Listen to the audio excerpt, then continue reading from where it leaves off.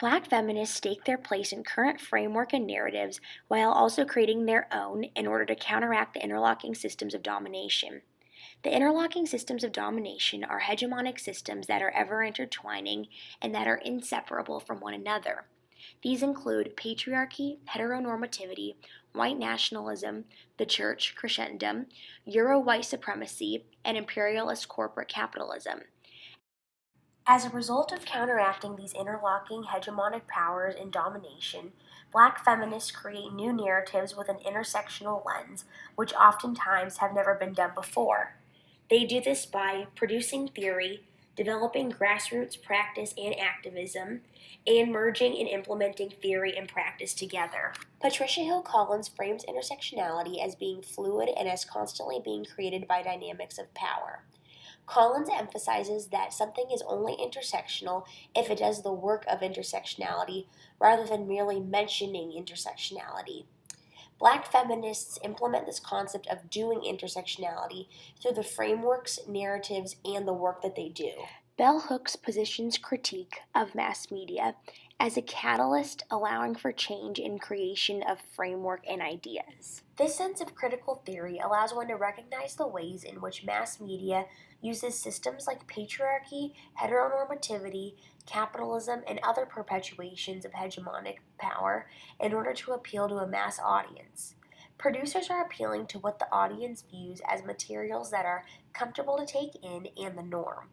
The more movie producers create something that the audience is familiar with, the less they are thought to question it, and as a result, contribute to the loss of the critical eye.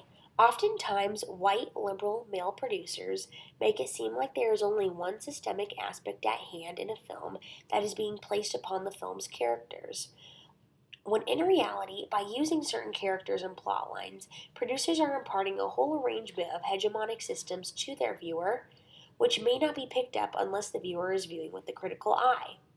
These hegemonic aspects of the film are actually all connected to other hegemonic systems that are all working together and perpetuating one another. Therefore, the idea that one system of power can be discussed without mention of all the others that perpetuate it is pointless. For this reason, Bell Hooks coins the term imperialist white supremacist capitalist patriarchy, which places her argument in a more intersectional framework that accounts for multiple systems acting upon one another.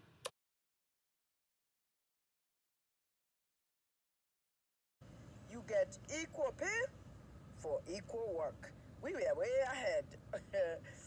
Although we finally succeeded, it looked like, why do I have to fight this fight?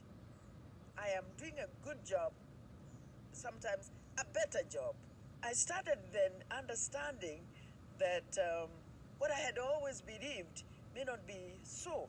I had always come to believe that the sky was the limit, that I could do anything. I have the capacity, and I have the commitment, and I have the passion to do anything. I can do anything. Then I started realizing that other human beings can define your potential. Professor Mathai highlights the patriarchy, capitalism, and imperialism associated with her and her community. Her activism works within the framework of multiple systems and hegemonic issues at hand, thus producing an intersectional framework. She does not once mention the word intersectionality, but she does intersectionality through the framework she fights for her cause with. About empowering women, women will talk about the need to give women rights. But the challenge is really when it is not you who is fighting for yourself, but you are being asked to join so that others may benefit. Through her mobilizing and ideologies, Professor Mathai creates the notion that solidarity is a pedagogy for dismantling hegemonic systems that are all intertwined with one another. Hegemonic powers tried to claim superiority of the Christianity religion over all other religions. This hegemonic power that is perpetuated by the promotion of Christianity in turn perpetuates patriarchy, heteronormativity, and all other systems of power. This exemplifies the fact that you can't look at one system of hegemonic power without taking into account that others are in existence as well. Zenju Manuel worked within the framework of Christianity in order to find her relationship to Buddhism. She created her own narrative through Buddhism by incorporating race, gender, and sexuality, therefore creating a more intersectional framework that is not typically common in Buddhism. What is the challenge in being African American and planting our feet in a tradition that is considered Asian? And Asian is not even a true word.